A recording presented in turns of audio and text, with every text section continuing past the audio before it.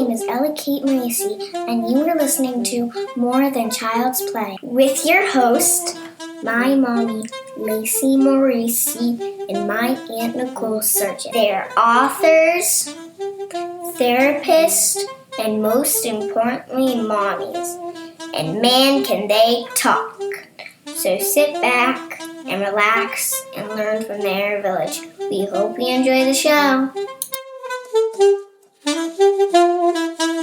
Hi, everyone, and welcome to another episode of More Than Child's Play podcast. This is your host, Lacy Marisi, speech language pathologist and co-owner of Milestones and Miracles. And today, you all, I am so excited to have on the podcast Miss Cari Ebert. Welcome, Cari. Thank you. Thanks for having me. I really appreciate it. Oh, thank you so much for joining us.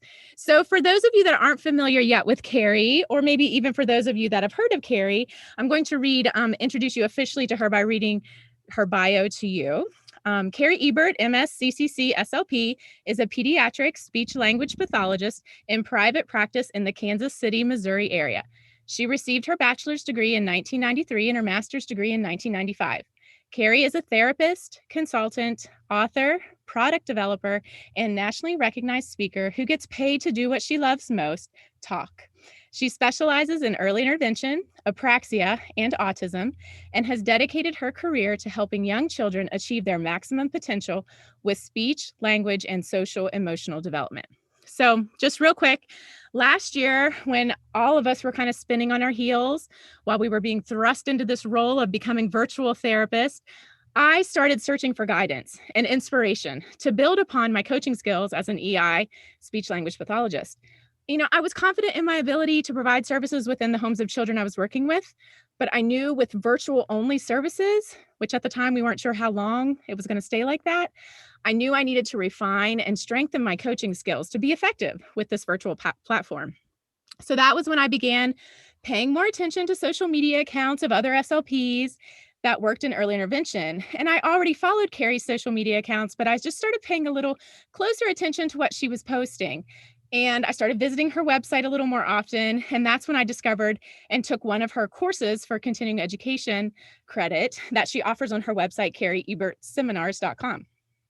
I also listened to some podcasts that she did with Michelle Dawson. And then I took another course of hers that was offered on speechtherapypd.com.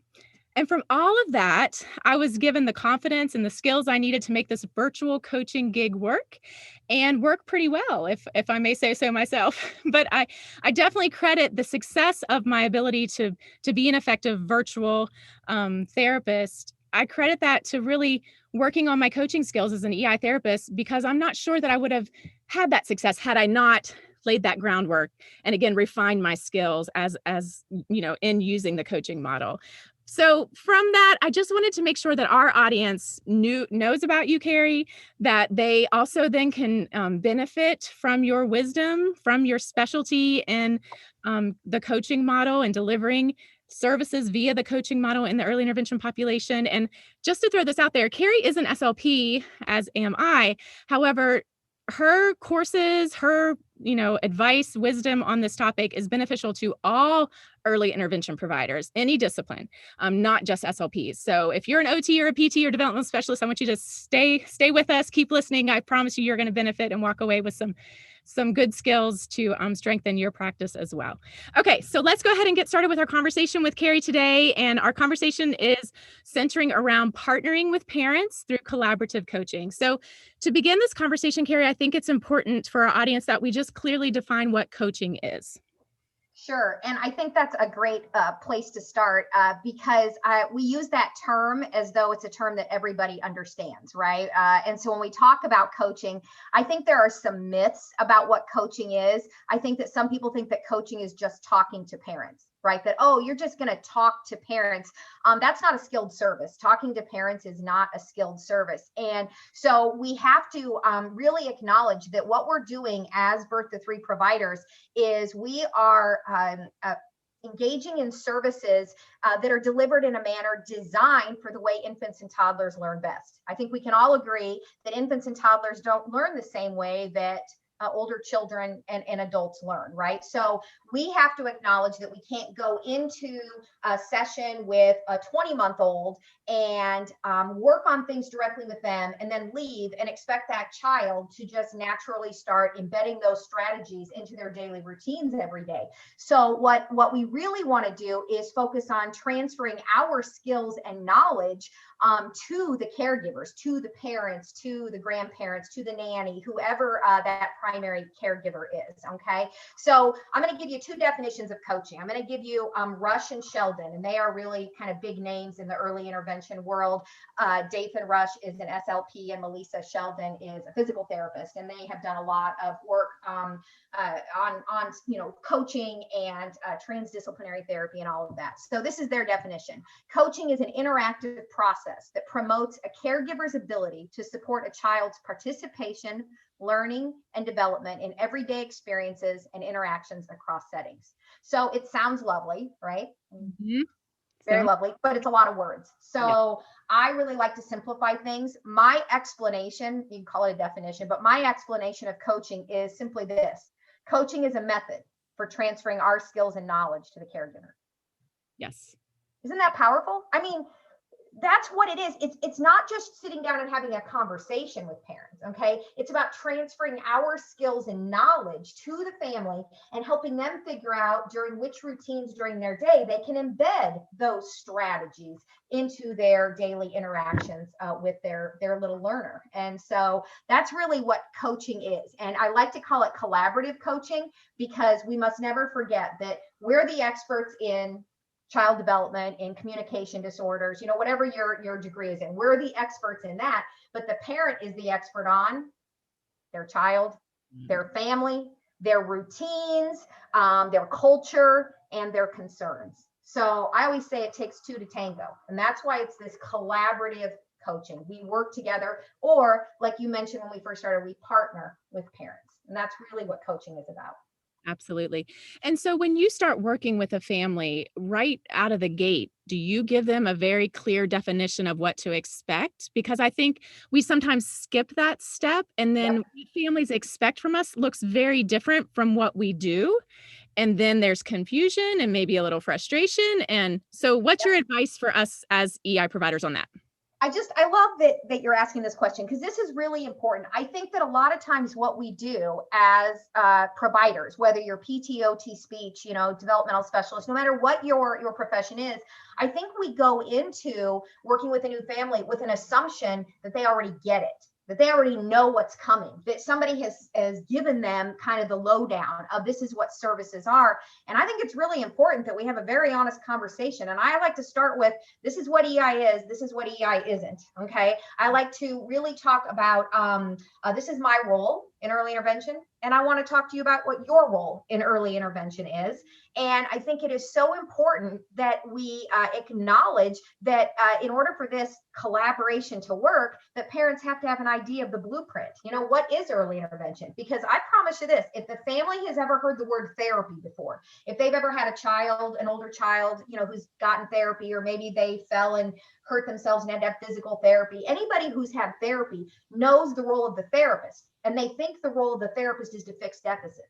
Yes. Well, that is the medical model. That is not the early intervention model. So I always ask parents, have you ever known anybody who had any type of therapy? I actually ask them, I want to have a conversation. Oh yeah, my daughter had to fix her R sound. She couldn't make her R. She had to go to a speech clinic. Okay, so what did you do during that therapy? Oh, I waited in the waiting room, or I sat behind a one-way mirror. Okay, so now I'm getting a picture in my head of what you think therapy is. Because if we don't have this conversation, you guys, then parents are going to be very confused why all you do is come in and just talk to them, or why all you do is come in and just play with their child. So what we have to do is we have to lay the groundwork. We have to let them know, look, this is early intervention. This is a very specific program authorized under Part C of IDEA. We don't have to go into those specifics, right? But we have to know that. So one of the things that I created is my Coaching the Caregiver in Early Intervention handouts. I'm showing them to Lacy. I'm like, I know nobody can see them, but and I have 3 sections in the handouts. And the first section are handouts just for the EI provider, just to kind of give EI providers an understanding of what your role is, give you some of the lingo, really for new providers maybe who don't know a lot about early intervention. The second section are interactive handouts to use with parents. And the first handout in this section is just called the Early Intervention Team. And it says, welcome to the world of early intervention. And it kind of talks about, and I love using handouts for this reason, because I create talking points. It's not like those handouts where it's like paragraphs and you leave it for the parent to read. These provide talking points. And what it allows me to do is be able to talk about a topic and have talking points so that I don't get lost. Because does that ever happen to you where you're like, I really want to talk to them about X, or Y or Z, some topic. And then once you get going, you kind of lose your train of thought, or you can't quite remember what the research said about something. So I'm a big believer in handouts to kind of keep me focused, make sure I get all the points in there. And so this kind of talks about, I have a handout in here too, what the parent's role is in early intervention. And I actually have parents, it's a parent agreement that they actually, I have them initial it so that they understand what their role is. So I have, as I've been an EI provider for over 20 years, and I just kind of, after well over a decade of doing this, I got tired of kind of playing the game, where I just kind of expected parents to know what to do. And, I got frustrated when they didn't do it the way I thought they should. Another great question to ask, Lacy, is this: what do you expect to get from our time together? What do you want our sessions together to look like in early? You know what I mean? How are you going to know what they want until you ask the question? What do you want our time together to look like? Absolutely. And I think it's powerful. Yeah. And I think I'm sure in one of your trainings that I took, you talked about asking the parent how we should share information with them too, because everybody learns differently. Everybody prefers information to be shared in different ways. So that's something I've been implementing and has made a huge difference. Not everybody wants an email sent at the end of a session with whatever recommendations. Some people just, our intervention note is enough. Some want an extra text midweek to remind. You made a suggestion about leaving a Post-it note with some parents might appreciate that to put on the fridge. So I think you make great points in that as EI providers, we need to be asking these questions up front to set up the family and ourselves as therapists for the most success we can have in providing these services. Yeah, I mean, even something as simple as in my parent agreement, it tells the parent specifically when to cancel and how to cancel. I think we assume that everybody just knows how to do that. I mean, nothing's more frustrating. Let's pretend we're not living in a pandemic right now. Let's go back to the time when we used to go to people's homes regularly, but there's nothing more frustrating than showing up and nobody's home. You know what I mean? Or having somebody no-show you because they got the date wrong and things like that. So we need to let them know, this is how you contact me. I don't respond to text after 7 p.m. or before 7 a.m. I've realized that I think one of our biggest issues in early intervention is that we are too fly by the seat of our pants. There isn't enough structure in our sessions. When you work in a clinic or you work in a school or a hospital, everything's pretty structured. Like the patient comes to you, they're there for 30 minutes. You know what I mean? They have to leave after 30 minutes. Like, we're in their home, we're on their turf. The child may be napping when we get there, so we have to sit there and wait. You know what I mean? There's so many variables. The TV could be blaring when we get there. We may have to get the iPad away from the toddler. So this is where we need to have conversations like, I noticed that when I arrive every week, you have to get that iPad away from him because mom doesn't want him on the iPad while we're there. And I noticed it upsets him. Do you think that maybe there's something we could do to, make that transition a little easier? What I want the parent to say is, maybe I need to take the iPad away from him a half hour before you get here, not as you're pulling into the driveway, right? So what I've learned is I can't tell you what to do, but I try to open up a conversation. What is something we could maybe do to make this, the beginning of our sessions go a little smoother so that he's not so upset? And so I really just think having very strong communication skills, which isn't it ironic, Lacy, that we're speech language pathologists and we're communication experts, and sometimes we're not very good at communicating? Yes, it is ironic. Yeah, it is, because I think one of our biggest issues is parents don't know what to expect, especially if you still live in a state where you bring in a bag of toys. Now, we haven't done that for years here in Missouri, but if you show up with a bag of toys and sit down on the floor and start playing with the child, what is the parent supposed to assume? The parent assumes you are here for the child, making their presence and their participation optional. So if we're going to indicate that your presence and your participation is optional, then we don't have any right to get upset with the parent when they wander away and go cook dinner or, go get on their phone or whatever. have we made it crystal clear what we're there for? We can't just say to a family, so I'm going to be here to coach you on ways to help your child. And they go, okay, but that doesn't mean anything to a parent. So then you show up for the first visit and they're like, okay, so teach him to talk now, speech person, you know what I mean? And I'm going to, he does better when I'm not in the room. So I'm going to sneak out and I'll come back the last 5 minutes and you can tell me what we worked on. Yeah, if that's happening, then you haven't had the conversation yet, right? So we have to learn how to have the conversation. And that's the first visit. The first visit has nothing to do with the child. The first visit is what's our time together going to look like? Right. What do you hope to get from our time together? How do you want to communicate in between sessions? You know what I mean? We're going to go over all this stuff. And I think, again, we assume that the service coordinator already took care of that, you know, in the IFSP meeting, or that somebody already did that. Well, I promise you, parents have to hear these things more than once, because it's not a typical way to do therapy, right? It's not what they're expecting. They think you're going to come in and fix their child's deficits and hand them a child who's, you know, ready, or, you know, has school readiness skills. I don't know. So I think that conversation is going to be very important. Absolutely. Setting those clear expectations from the get-go. You won't regret it if you do it. Okay, so why is coaching such an important component of early intervention, Cari? Well, I think the main reason is because very young children don't wake up in the morning and make decisions that benefit their development. Who does? Who wakes up in the morning and says, okay, I really have to work on my child's core strength, or I really have to work on bilateral integration, or I really have to work on, you know, intentional communication, or joint attention, or nonverbal imitation. The only person who's going to wake up and make decisions about embedding specific strategies into daily routines is the caregiver, is the adult. Okay, so we can't work with a 2-year-old on Monday while the parent is playing Candy Crush Saga, you know, on their phone, in another room, or sitting on the couch, not paying any attention. So we can't work with that toddler on Monday and think that they're going to wake up on Tuesday and practice their skills, right? It doesn't happen that way. And if we are the only people who provide services, let's say as the EI provider, and let's say this is a kid who happens to get speech an hour a week, and let's say OT an hour a week. So the parent thinks, well, 2 hours a week, you know, this child's getting therapy. So that's all they need, right? And if it's not enough, then I'll just ask for more therapy, right? So then they want more services. The problem with this scenario is that everybody is assuming now on the team that I am the agent of change, that it is my direct work with the child, that 60 minutes a week, that is going to affect the child's development. All you have to do is look at the math and recognize that doesn't make any sense at all. Toddlers are awake an average of 87 hours a week, is what I think I figured, because most toddlers are awake an average of 12 hours a day, 84 hours. So they're awake an average of 84 hours a week. And if I'm there 1 hour out of those 84 hours, how in the world can I be the agent of change? So I actually use like a jar of M&Ms, and I actually counted out 83 white M&Ms. If you've taken my course, I probably show that in the course. And I explained that these 83 white M&Ms represent all the time that the caregivers are with this child, parents, grandparents, you know, daycare provider, whoever. And then I drop one red M&M in, and I say, and this one red M&M represents the 1 hour per week I spend with your child. There is no way I can be the agent of change. Okay. You are, what we're trying to do, you guys, is find a way to put the onus of responsibility where it belongs.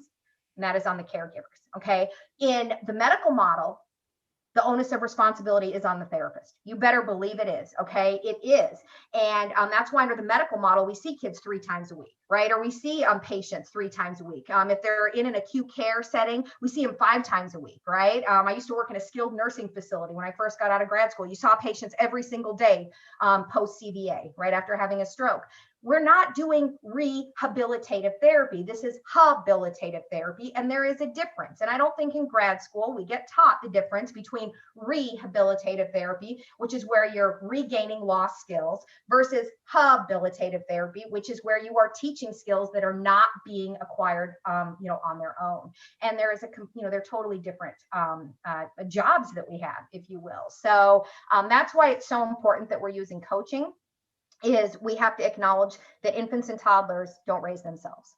Exactly. And we know the research tells us that coaching is the best service delivery model for this population, ages birth to 3, because kids this age are learning through everyday occurrences, those daily routines that are repetitive and occur and repeat themselves day after day. So we know that's how they're learning. They're not learning just from sitting on the floor for 1 hour a day and playing with mom or dad with a shoulder.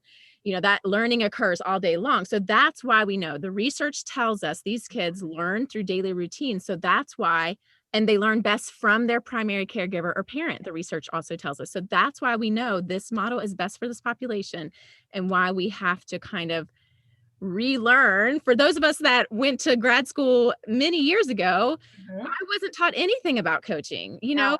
and a lot of the colleagues I work with, I think, would say the same. I don't know if grad school now includes a coursework in that. I hope they do, or eventually they will. But I think, so all of us, a lot of us, not all of us, but a lot of us in EI have really had to seek out the coursework, the information surrounding this model of service It's delivery. really about routines-based intervention. That's a buzzword. And also, I love the term embedded intervention. So what we do is we don't leave homework. This is really important. Let's see, we don't leave homework for families because homework indicates that you need to do something extra, that you're going to have to find extra time in your day, set aside extra time to work on something special. We don't leave homework for families in early intervention. What we do is we embed strategies into already existing daily routines. So let me give you a couple examples. Let's say diaper changes. This is a great routine to embed strategies into. So let's say we're working with a young toddler and the parent's primary concern is he really doesn't follow directions. They give him one-step directions and he's not following them. And so there's maybe some concerns about receptive language development. And so I say, okay, well, let's look at some routines during your day. Let's think of a routine that happens, more than once during the day. And what do you think about diaper changing? How many times per day do you change little Joey's diaper? Mom says, well, maybe 5, 6, I don't know, somewhere, maybe 7 on some days. Okay, well, let's just go with the low end of that. Let's say 5 times a day. So during diaper changes, if we could embed strategies for following one-step directions, like let's think of some of the directions you could give. Go get a diaper, lie down, throw it in the trash, pull up your pants. I don't know, we could pick 1 or 2. My point is there's lots of one-step directions to be followed during this routine. So if we can embed that into the routine of diaper changing, the child's going to have 5 opportunities a day to practice following one-step directions in a highly repetitive, very predictable routine, which means the child will likely start experiencing success pretty rapidly. So if the parent does it 5 times a day, 5 times 7 days a week is 35 times. 35 times a week times 4 weeks is 140 opportunities to practice following one-step directions. Or I could come in once a week and practice it, and that would be 4 opportunities per month. So all you have to do, you guys, is start doing math with families. And if you can show them that it doesn't add up for us to be the agent of change, that the primary learning opportunities for your child happens during your day-to-day activities. And so what we're teaching is we want the child to gain meaningful skills in meaningful ways with the meaningful people in their life. Absolutely. Right? Now, the one drawback, I'm not strong in math, Cari. That's why I chose the field of speech language pathology. Exactly. But my phone has a calculator. So yeah, you just see me use my calculator. I'm like, oh, let me do the math here real quick. Yeah, no, I don't do math either, but I'm like this kind of simple math that's more of a visual just to help them. Because I promise you guys, if you don't go down this road, here's what parents are going to do during your IFSP review meeting. They're going to say, well, little Joey's not making a lot of progress. So I was wondering if you could come twice a week, and you're only coming once a week. Could you come twice a week?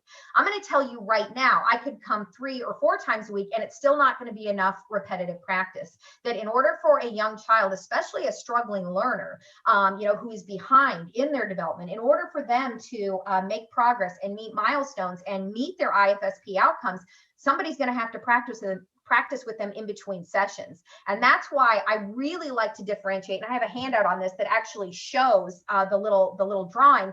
But when I am there that 1 hour per week, that counts as the direct service, right? Whether it's provided through coaching or whether you're doing hands-on therapy, it's still the direct service. So that's the therapy in the technical term. But what happens between those early intervention sessions is the intervention. That's how I like to call that. So I provide therapy, parents, caregivers, grandma, grandpa, nanny, daycare provider, they provide the intervention. And so I always explain to parents that I don't care if your child performs for me when I'm here, because a lot of toddlers don't perform on command, right? The parent's like, oh, tell Miss Cari your new word. Come on, Joey, you can do it. Tell her, and they're like, I promise he says a new word. I'm like, well, I don't really need him to perform for me, but parents want to prove it to you, right? So they're trying to get their child to perform.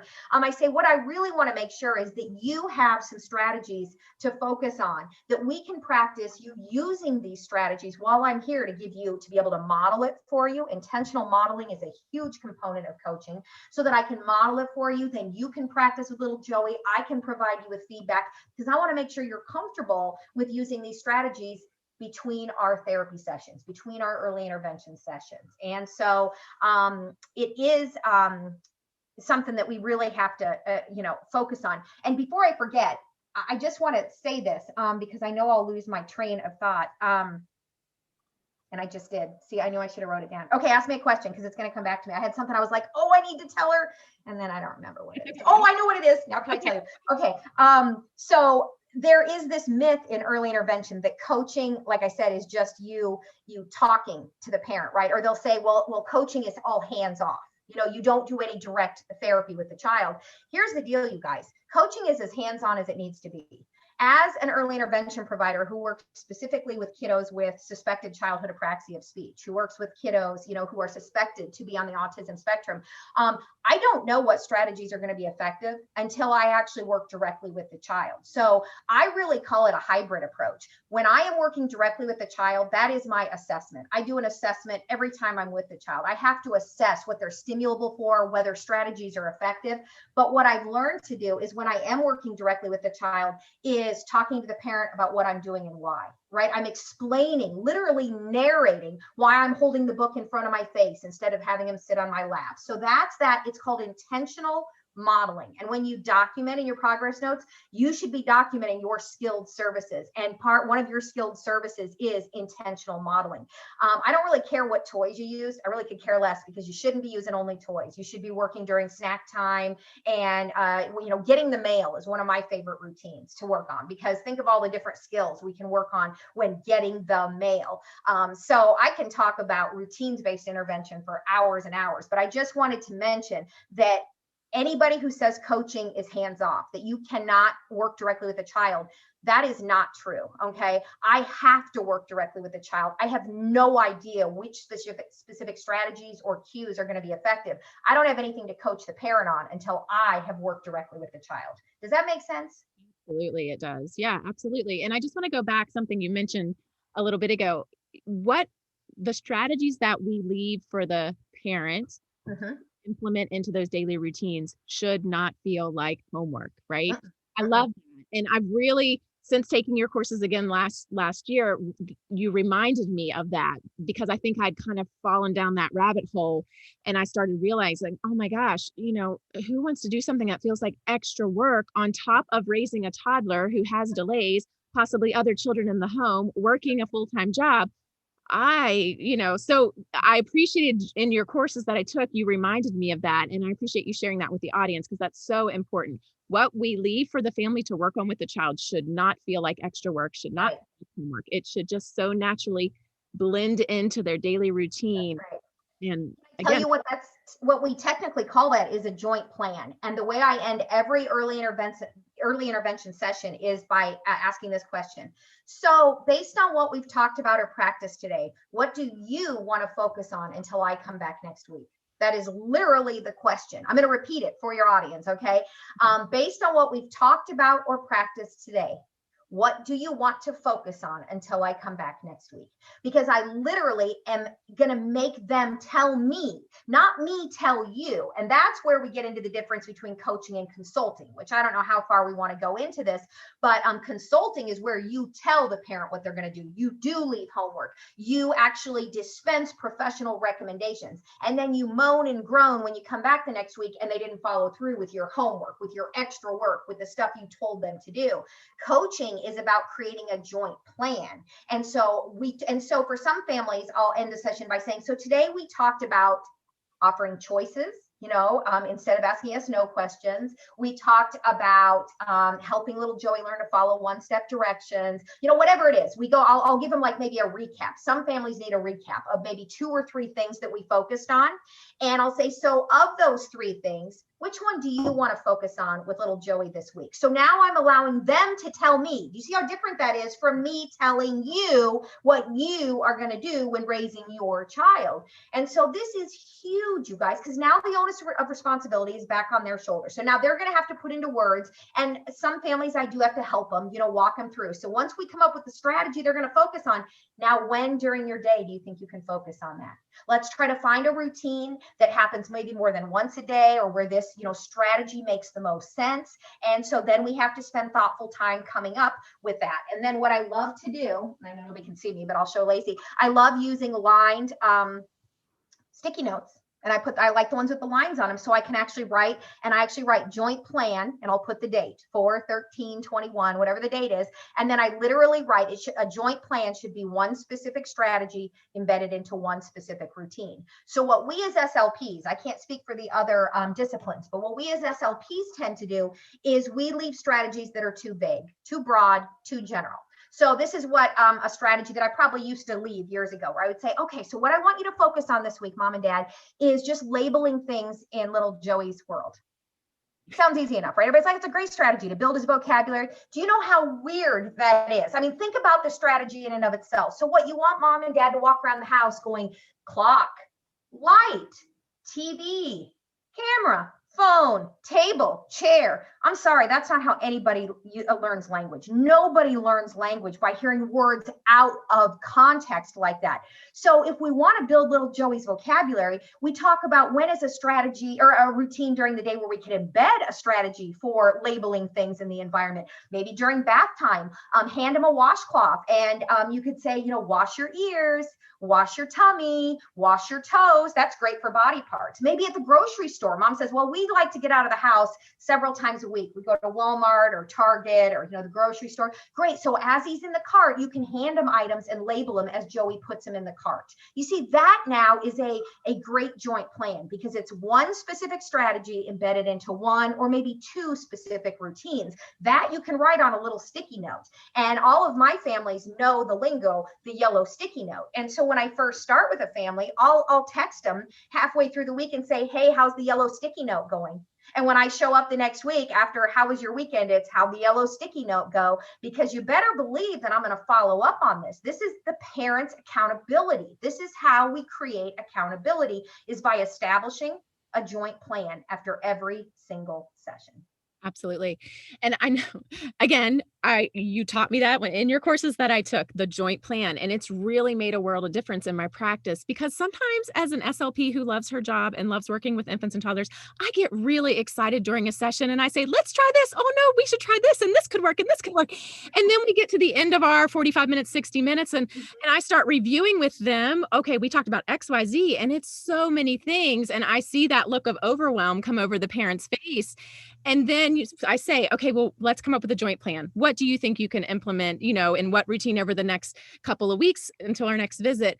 And then they can prioritize and kind of bring me back down to earth as, Lacy, look, again, they're busy parents. They can't do all of it. Think about, depending on what agency you work for, sometimes there's like, I don't know if they're called soap notes anymore, but you know what I mean? Like maybe your agency has a note that you have to leave. It used to be in triplicate where you had to sign it. The parent had to. Triplicates in West Virginia. Oh my word. Okay. So you know what I'm talking about then. So under the plan, right? What happens is, what early intervention providers typically do is we leave what I call a laundry list of recommendations. So, okay, I want you to do this. So the problem is, you use the perfect word. These parents are overwhelmed. They're looking at this going, holy crap, like I barely have enough time to get through my day and do the things that absolutely have to be done. And now you want me to do 7 things. Oh, the SLP left 7, the PT left 6 things, and the OT on her note left 5 things. That's like 19 new things that you want. You think I am as a parent am going to be able to implement 19 new like it's overwhelming, and it's not even appropriate, you guys. So yes, we get excited and we have tons of ideas, but what we have to get really good at is helping parents prioritize based on their concerns, not our concerns. We don't raise the child, right? We don't know. That's why one of the first questions, and I, again, have this in my handouts, but how my sessions start, in one of the questions I like to ask after how was your weekend and all of that is, start with the positive. Tell me something that went well this week. Tell me something that little Joey did that you're proud of, right? So I let them brag on their kiddo. That's such a great way to start a session. And then after we talk about the good stuff, I say, now tell me what was the most challenging part of your week. What was the most challenging part of the week for you and Joey? What is a routine where Joey really struggled? And so that's then what we're probably going to focus on for the session, because when using the coaching, the early intervention model, I don't come in with a lesson plan. I have no idea what we're going to talk about until I find out what was your most challenging part of the week, right? And so that is a really important question, because what I need parents to understand is you're the expert on your child, your family, your routines, your culture, and your concerns. I am here to help you problem solve. That is literally all I am here to do. I am a skilled provider, and I am here to help you problem solve strategies, okay, to embed into your daily routines. But I'm not the expert on your family, certainly not the expert on your child. And so until you can find a way to get parents to buy into that, they are going to continue to place the onus of responsibility on you. And what they're going to do is give you credit when their child makes progress. Oh, Miss Cari, you helped Joey learn to talk. You're such an amazing speech lady. You know, oh, Miss Cari, you're so good with kids. And they want to praise me, right? No. Because then the same thing happens when the child doesn't make progress. Well, Miss Cari, you've been coming for a year and little Joey's still not talking. I guess I need to know what are we doing? Are you going to increase services? Like, you see what I mean? They want to praise me when he does well, and they want to like increase services or find out what I'm going to do differently when he isn't doing well. I don't get any of that because I don't raise the child. This is not the medical model of service delivery. So I'm not here to fix deficits. This isn't a deficit driven model. That's not what this is. And I feel like early intervention providers, once again, don't even know what our program is, right? I mean, there are providers who will say, well, this is a parent-driven program. We have to do whatever the parent wants. If the parent wants direct therapy, we have to provide that. This is not parent-driven. This is a family-centered program. The family can't drive the bus because the family doesn't know the law. They don't know Part C of IDEA. So we don't say it's family-driven. It's family-centered. There's a huge difference there, okay? We have to make sure that the services we provide fit under what the law says we should be doing. You know, what is Part C of IDEA? And we have to be able to, and again, I have handouts explaining this. This is what the law says. Early intervention can't be everything to everybody. Here's what some clinicians want. Well, if the family wants direct therapy, I want to be able to provide direct therapy. If the family wants coaching, I want to be able to provide coaching. Sorry, that's not how this works. If the family wants direct therapy, if they want to sit in a waiting room and want somebody to work directly with their child, then access your insurance benefits and by all means go to a clinic and access the medical model of service delivery. There is nobody stopping a family from doing that. But EI can't be everything to everybody. I would argue there are some diagnoses where children do need direct therapy. I'm going to be very honest with you. I think there are some diagnoses where those kiddos actually do need to see a physical therapist or an occupational therapist, speech therapist at a clinic setting. But that's not early intervention. So we have to stop trying to be everything to everybody. This is what it is. This is a family-centered program where the emphasis is on, here, let me just read this to you really quickly. I just have my,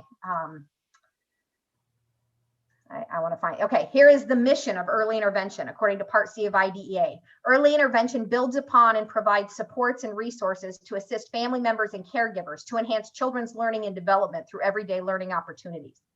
Nowhere does it say that it is our job to fix deficits identified on a standardized test. That is not what early intervention is. So I feel like until providers are better trained, until we actually understand the law that we are providing services under, it's going to be really hard for people to buy into coaching, families and providers alike. Absolutely.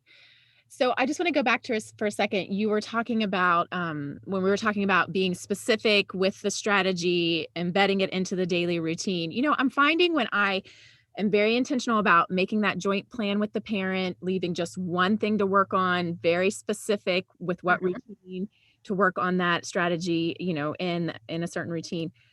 Parents then are having success. Their confidence is boosted. They start to realize that they are an equal partner, if not the most important person on this team for their child. And then we get more buy-in to the coaching model and we can build upon that success. So that's like early on, I work hard to get that success, you know, going, that confidence built in the parent so that they start to realize this model of service delivery works. It works. I love that so much. One of my, you know, I have a lot of these little one-liners as a professional speaker, but one of my favorite one-liners is confidence breeds competence. Yes. Confidence breeds competence. And that is why everything that we do, we should start with small moments of success, whether it's with the child as the learner or with the adult as the learner. But we need them to feel success, right? Once you taste success and you realize, oh my gosh, I can do this with support. See, we're the support. You can do it with our support. And that's what we're here to do, is to provide support to you. I feel like since we're talking about early intervention, and since you've taken my course, Lacy, you know this little analogy, but way back in 2007, when my home state of Missouri started moving away from direct therapy and moving into more of this, family centered, where it's really about coaching and, routines-based intervention. I was really struggling back then with, is this really for me? I love doing direct therapy. I love working with kids. I have a very specific skill, and I don't know if I want to give that up. And I was really questioning, maybe early intervention isn't for me. So I remember I spent a weekend really just kind of contemplating life. You ever have one of those where you're like, is this what I want to keep doing? I mean, they're going to take all my toys away. I'm not going to have a bed. There was this fear of, how in the world do you provide therapy services with no therapy materials? And so I was panicked, and I was contemplating, and I was sitting, and I was thinking, and it made me think of this saying, give a man a fish and he eats for a day. Teach a man to fish and he eats for a lifetime. And that has stuck with me all these years, because I now recognize that my job is not to give parents fish, to fix their problems for them, to fix their child's deficits. My job is to empower families, right? Is to teach them how to fish, to teach them how to select high quality toys for their child's birthday, to teach them how to interact with their child in a way that will support speech and language development. It's really about parent empowerment. And when you start looking at it from that perspective, it really does change everything. We're not here to fix deficits. That's what we were trained to do in grad school. Yes. Yes. Trained to fix deficits. Okay. But that is not what this is about in early intervention. It's about meeting families where they're at. Yep. It's about becoming experts on their routines. Every family has their own routines. It's about understanding their routines.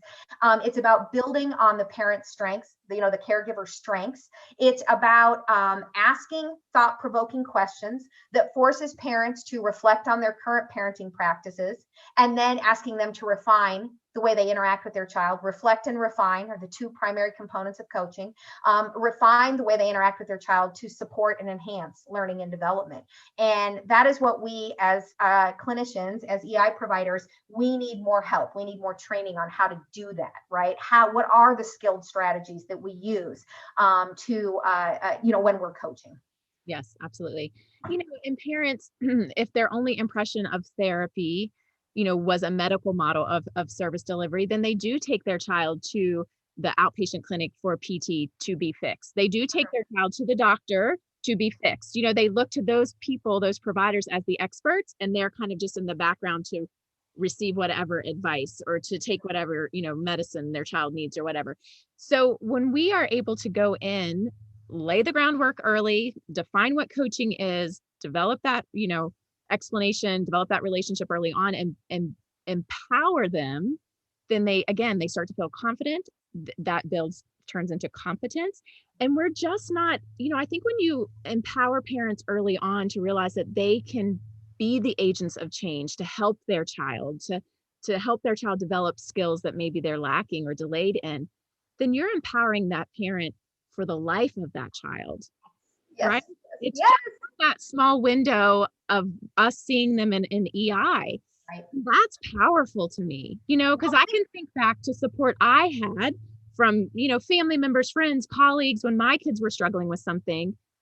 And that gave me the confidence early on to know that I could make a difference in my child's life. I had that power within me. I love it so much. One of the things I always talk about in my coaching course is that we have to acknowledge all the different relationships that have to be fostered as an early intervention provider, right? There's the relationship between us and the child, which is the easiest one, and it's the one that we're very good at. But the problem with that relationship, or I guess not the problem, but the issue is that that's a temporary relationship. That is not a lifelong relationship. So why would I ever put a temporary relationship over the lifelong relationship, which is the parent-child relationship? Let's be clear that the professional parent relationship is essential for coaching to work. Okay, it has to be. You have to build a relationship, and all relationships are first and foremost built on trust. So if the parent has any trust issues, and trust is earned.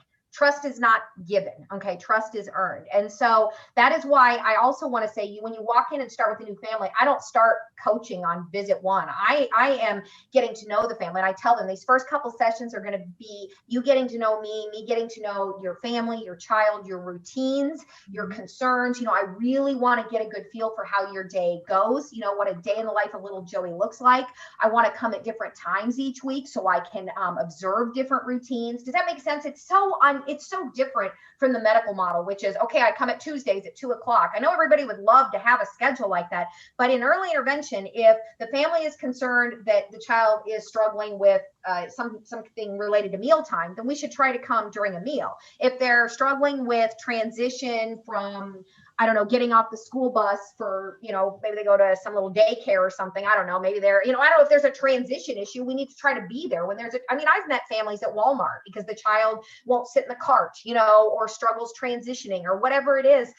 So I think it's so important that we don't try to set in stone. We always see this family the same time.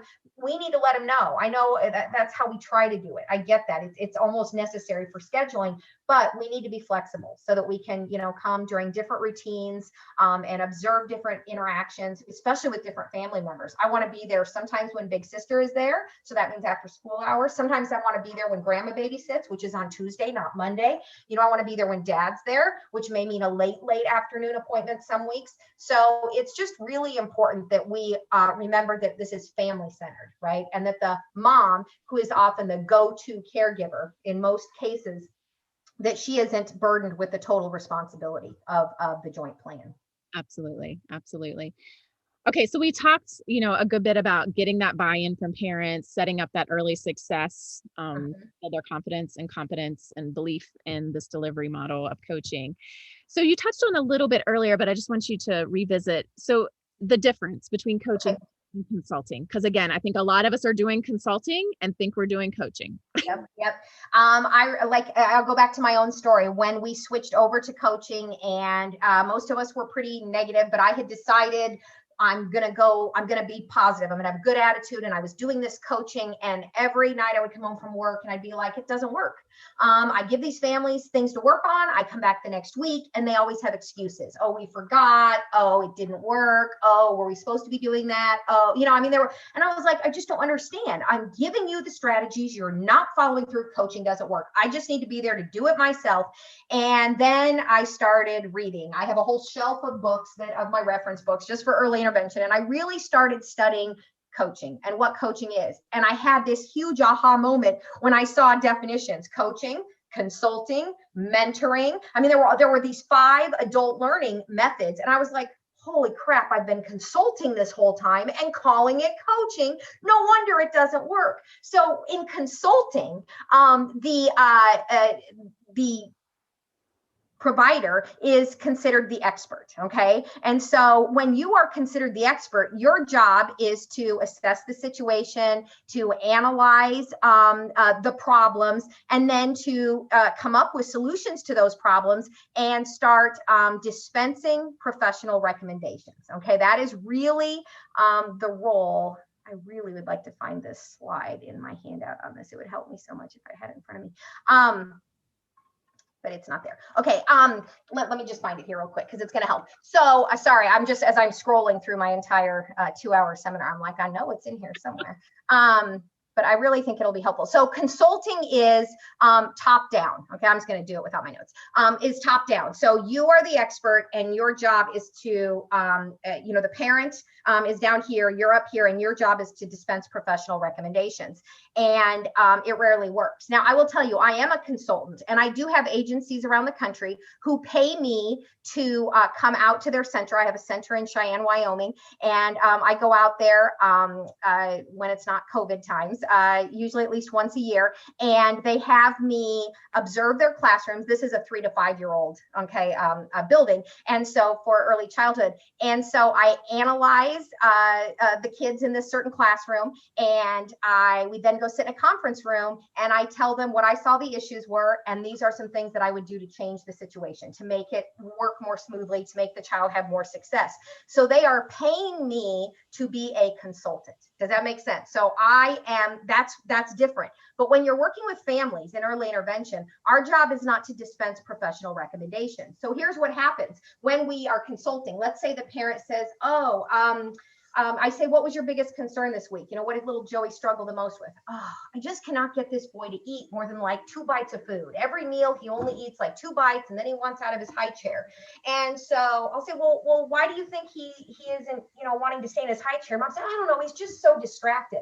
Oh, okay. Well, have you tried turning the TV off during mealtime? See, this is called the have you tried habit. This is what we do as consultants. Have you tried, having the other kids eat with them? Have you tried feeding him at different times during the day? Have you tried having him sit in a booster seat instead of the high chair? Have you tried? So that's consulting. But you guys, when we change to coaching, this is huge, okay? Coaching is about having a conversation with the parent, and we ask open-ended questions that forces them to reflect on their child's development, forces them to reflect on their current parenting habits. So, what's your biggest concern? Little Joey doesn't eat more than 2 bites. Why do you think that is? I don't know. He's just so distracted at mealtime. Here's what I say through coaching.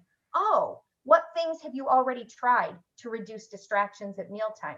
And then I sit silently, which is so opposite of what most of us want to do. We think we have to be dispensing professional recommendations the whole time. So now all of a sudden the parent is taken aback a little bit. Like, she just asked me an open-ended question that requires a response.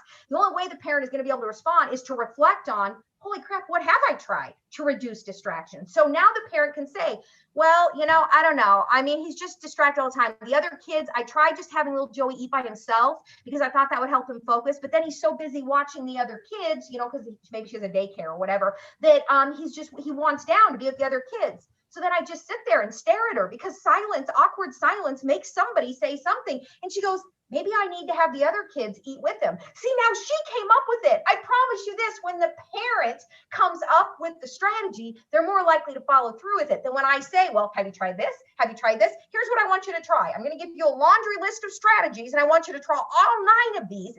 Nobody can try 9 strategies in 1 week, right? So instead, we start asking open-ended questions. They're called reflective questions, right? In my handouts, if you take my coaching course, I go through all the reflective questions that we ask.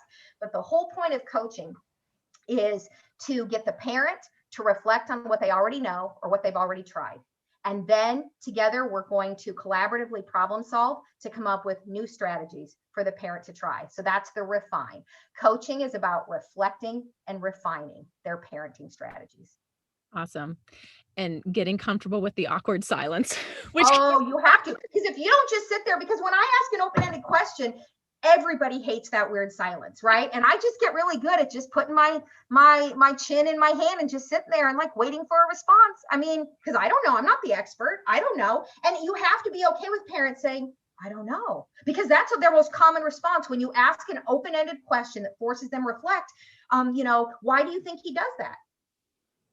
I don't know. Well, so now we have to open up a conversation. Well, does it happen any other time during the day, right? These are the reflective questions. What happens when dad does it, right? I mean, so you have to start asking these questions to help the parent really think about, wait, does this only happen during one routine? Is it the way I'm wording it? Is it the time of day? Is it that he's overly hungry? I mean, I don't know, what we're even, it depends on the situation. The point is, open-ended questions, open-ended reflective questions are the skilled strategy that makes coaching effective. So if you don't know what reflective questions are, there are awareness questions, analysis questions, alternatives questions, and action questions. And you have to use them. And that's why in my handouts that I created, I actually have a cheat sheet, if you will. And I still, if I'm going in to see a family, I always have my reflective questions in my in the front of my handouts, because I'm like, I still need those. I can't memorize all those questions. There's dozens of questions, but you have to be able to ask them in order to start the collaborative conversation. Absolutely. And those reflective questions feel less harsh and less judgmental. You know, when Absolutely. we're practicing from that consulting model, we hold ourselves as the expert and the parents hold us as the expert. So any of that advice we're dispensing is like a top-down kind of approach, right? Yep. Have you tried questions make parents think, oh, I've been doing this wrong. Why haven't I tried that? Oh, Right. why didn't I think of that? I mean, I've seen that because I've done that. Have you tried? Have you tried? I've really had to work to get away from that. Because I ask those questions in a loving, non-judgmental way, but I can see how they're received in a judgmental fashion. So then the parent kind of starts to shut down and feel bad about themselves. We're not building confidence then. No. That reflection, forcing them to take a closer look, a more critical look at what they are doing, what has worked. Mhm. It makes a huge It difference. does make a huge difference. And there is no parent shaming. We don't ever want to go down that road of making parents feel like you've been doing it wrong. There is no right or wrong to parenting. I mean, and what works on Monday might not even work on Tuesday. You know what I mean? So it's really about giving grace to all of our families, but it's about the skill we're actually teaching. If you really want to get down to the nuts and bolts of this, is critical thinking. That's really what this is critical thinking skills and problem solving skills. So can I give you one last example? Because I know we're getting short on time here, but let's say you have a family and the child is on a feeding tube. Okay. And so maybe you go one visit and the mom says, you know, my husband and I have been talking and we really think it's time for me to go back to work, at least part-time. And so I really need to find a daycare that'll take a child with a feeding tube.